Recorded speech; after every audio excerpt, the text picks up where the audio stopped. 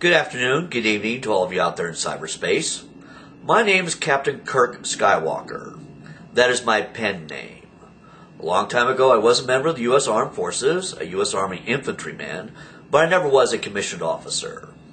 The purpose of this video presentation is to share with you my views and theories, as well as educate people on the issue of UFOs, extraterrestrials, and their activities here on Earth. I, like so many people, a firm believer in this, that extraterrestrials are secretly living here in seclusion, and actually have been over the centuries. Our government did learn of their existence far back in 1947, and yes, as far as I'm concerned, like so many people, Harry Truman really was the first U.S. president to learn of their existence. The deals were reached with what became known as not alien governments, but the satellite governments, as the military refers to call these different groups of extraterrestrials. There are a few groups that are living here year-round, such as the Anunnaki, Nordics, and the Pleiades. That's their public name. Their real name they call themselves are the Pleiadians. There's also the Reptilians, and of course then there is the Zeta Reticulans. That is the real name for the ones known publicly as the Greys. Now, the purpose of this particular presentation of mine is specifically discuss the issue of the Greys and why they are carrying out the abductions. The ultimate goal of the abductions, as far as the Greys are concerned, is they want to be reincarnated into humans. They want to be reincarnated into humans that have telepathic mind-reading capabilities. And that goal may be reached in the next 50 to perhaps 100 years. And when you really think about it, life will be so much different in 100 years if everybody is able to read anybody else's mind telepathically. It'll become next to impossible to withhold information from each other. It'll be almost impossible, it will be impossible to lie to each other. And that will be indeed serious social issues that we'll have to be contend with between now and then. Particularly when it comes to married couples. Think about it. No more adultery will be possible. It'll be impossible to withhold information from your spouse about that, as well as other issues such as money, alcoholism, drug abuse, so on and so on. Think of it in the business world. There will be no more Bernie Madoffs because people like him won't be able to carry out their criminal activities on Wall Street. We're talking a society of total transparency where it will be impossible to lie. But right now, getting back to the issue of the Greys and the abductions.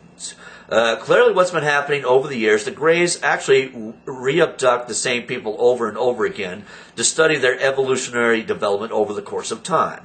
That's why people at a very young age, childhood, keep getting abducted over and over again as they grow through young adulthood, reach middle age, and then some. They're always being studied to see how they developed. Now, of all the biggest of political repercussions for our government, once we know the abductions being carried out by the Greys, is the biggest issue what they're doing to our women. Yes, women are being kidnapped. Eggs are being taken from their body against their will through invasive medical procedures. The eggs are fertilized in laboratories. Once the eggs start to develop into embryos, the embryos are then genetically altered by the Greys using their technology. It's all about genetic enhancements. Once the embryo is fully developed to a certain stage, guess what happens? The woman is re-abducted a second time, and she is impregnated against her will with her own egg, or fertilized egg. The pregnancy is allowed to develop for a certain period of time, and then there's the third follow-up abduction where a woman is abducted, taken back to their underground facilities, where an abortion is performed on her against her will. She is then released. And this may happen more than once. Greys do have their reasons for carrying out the abductions, as I've stated earlier, has everything to do with their ultimate goal, a society of telepathic mind-reading humans. And that they want to be able to reincarnate themselves from their existing bodies into that of a human body. Now, between now and then, I strongly feel the Greys should have their opportunity to come forward publicly from seclusion and explain themselves in their own words why they're doing this.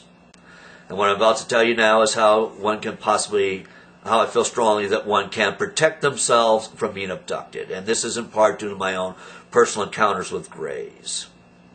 Now, when you have a close encounter with the Gray, of course, people are frightened because of the way they use their mental powers to take over control of your body.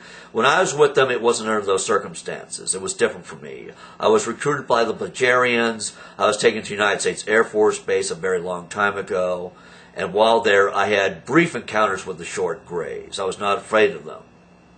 But it's kind of interesting to have an up-close conversation with one. You kind of have to talk to them through their eyes at a telepathic level. But what they are doing is still reading your mind telepathically so they can figure out what language you speak. Then they reproject their thoughts back at you.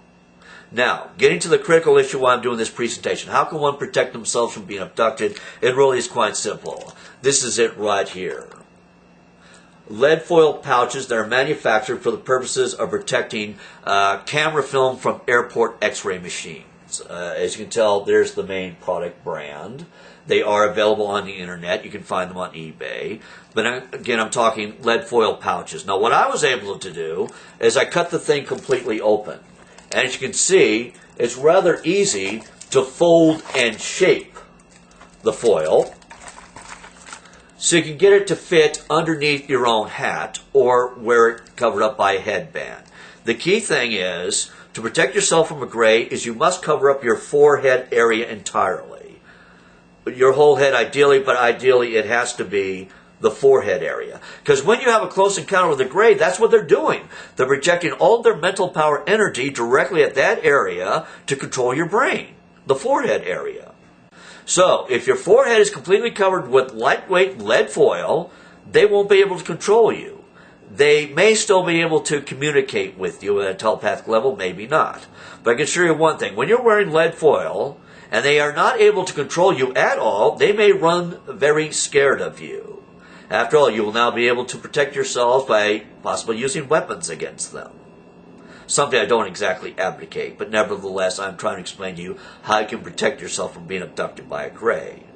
They may become quite frightened enough that once they realize they cannot control you at all, they may not know why, may not realize you're wearing lead foil, they may turn tail and run. Now, supposedly by policy, so to speak, during abduction they do not carry weapons with them. They do have Star Trek weaponry, but normally they don't carry it with them during an abduction. Now, again, if you feel your life is very much endangered, you do have the right to protect yourself. But again, I don't recommend the use of firearms. Indeed, I recommend something else. If it's one thing that's going to scare a Gray, besides the fact they won't be able to control you, it's the use of electronic weaponry, such as stun guns. Also the issue of taser guns.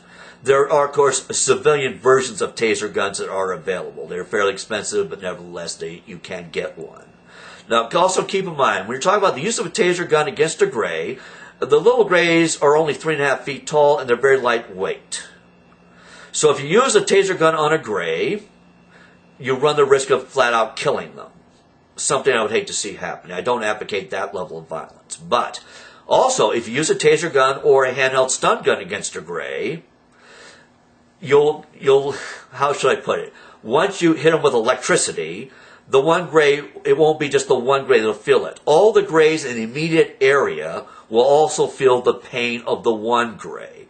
After all, they have the group think. You hit one of them with high voltage electricity, almost to the point of immobilizing them, all 5 or 6 of them in the immediate area will feel it, feel the pain, and they'll all want to take off and run. And that may be enough in itself to protect yourself. And they hopefully will never come back and bother you again.